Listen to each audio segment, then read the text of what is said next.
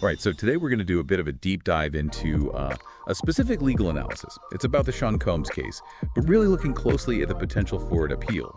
That's right. We're looking at a piece called Out on Appeal by Dr. Michael J. Winfield Sr., and it definitely offers a particular viewpoint on the whole situation. And what we want to do is unpack the main arguments, maybe some of the more, intriguing questions this analysis raises, especially about how the prosecution's case is built. Yeah, and could that strategy itself actually create problems later, like grounds for appeal? Exactly. Because the author kicks things off right there. He questions the prosecution's whole approach, this onslaught of charges and what he calls a cacophony of conflicting testimonies.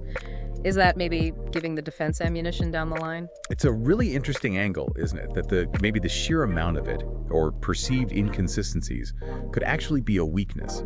So Dr. Winfield then gets into the behavior described by witnesses. At least in the material he's looking at, he sort of sketches out Combs as someone who enjoyed watching sexual encounters, these freak-offs, more than participating. Yeah, and the analysis notes that these alleged situations often involved money changing hands and people under the influence of drugs or alcohol.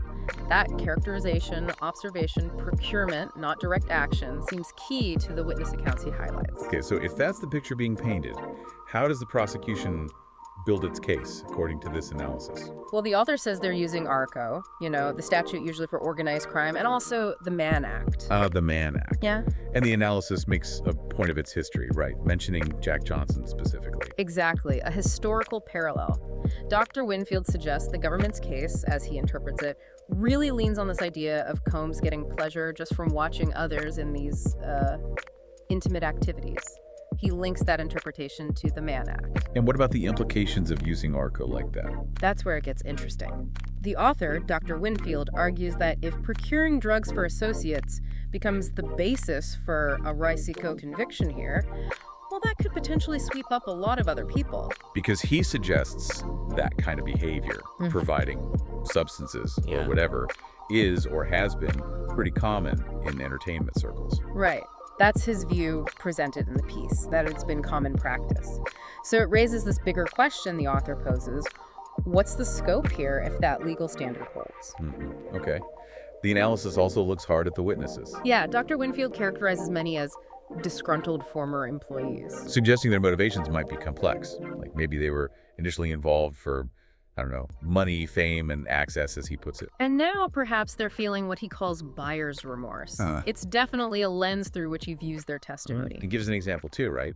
About bodyguards. Yes. According to this analysis, these former bodyguards supposedly saw things, inappropriate behavior, but crucially didn't report it, didn't document it back then. Only coming forward now, years later. Which the author highlights as, something to consider when evaluating their current claims. The piece also mentions the Cassie video incident. It does, and Dr. Winfield's take in his analysis is that the footage was heavily edited. Edited to seem more violent than it was. That's the assertion in the piece, yes. And based on that view and his assessment of other claims, he makes a pretty strong statement. Basically saying that apart from that edited video, he thinks no one else has a solid case. Wow, okay, that's a very direct assessment from this particular analysis. Very direct. And he even draws a comparison to the Bill Cosby case. How so? Suggesting that even if the prosecution wins a conviction against Combs initially, like with Cosby, Dr. Winfield posits Sean Combs may very well return home after an appeal, that the conviction might not ultimately stand. So wrapping up this look at Dr. Winfield's analysis, the central point seems to be this tension.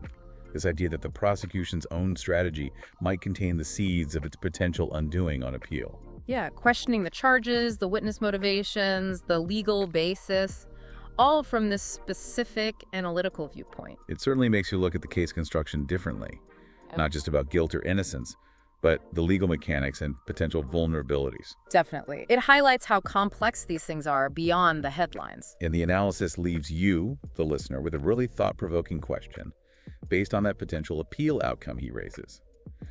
If an appeal is successful here, and Combs does, hypothetically, return home, what lessons, if any, will the entertainment industry have learned? That's a heavy question to sit with as things develop.